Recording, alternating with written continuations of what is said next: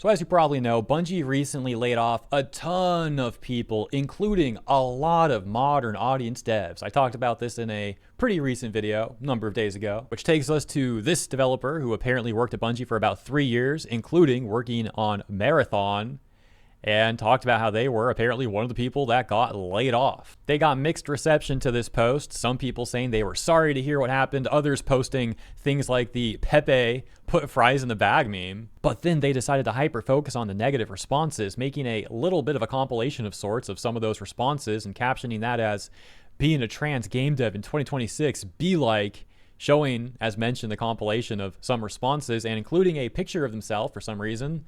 I don't know what the reason for that is. Is it like a main character syndrome thing or something? I'm not sure. And here's a little sample of some of the responses they put together in the aforementioned compilation. Some responses like DI higher, RIP, won't be missed, lol. You're part of the reason Destiny died, go woke, go broke, and deserved. Showing a number of Bungie's virtue signals. I'm not sure why anyone would even get mad at pointing out that Bungie virtue signals either. Like, why would you want to defend a corporation's rainbow capitalism like that? But the dev wasn't done there. Or should I say ex-dev, actually? I'm not sure. But anyways, they said this.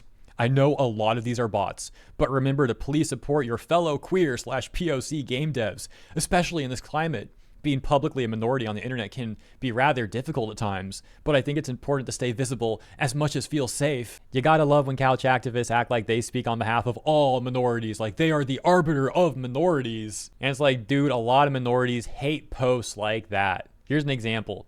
Dude says, I'm gay. It doesn't mean I'll subscribe to this tribal idiocy.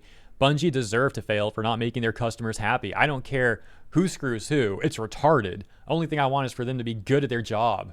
Yeah, well, to people like that, it's, asking too much right there. They not only do they want to tell you who they want to screw, they also don't want to be good at their job. So, double L. But then the ex-Bungie employee got completely ratioed by this response that quote tweeted them and said, this person was a concept artist. The department that stole from fan art for Marathon's design. Now, of course, that person might not have been involved with all that. They may have had nothing to do with it, just happened to be from the same department. But nevertheless, crazy response. And a little bit of context here for anyone not familiar.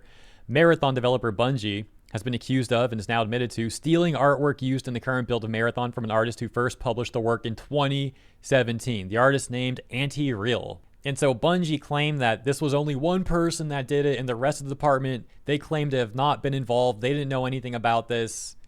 Look, I don't trust these corpos one bit, but that's what they say. And the irony is palpable. You got Bungie, giant corporation, now less giant because they laid a bunch of people off, but I digress. They virtue signal, pretending to be so wonderful, make a bunch of DEI hires, and that's what happens. They end up with Marathon and how that's going, and stolen art from an independent artist. And that is the latest. Thank you for tuning in. As always, appreciate you. Have a great rest of your day, and I'll see you in the next one.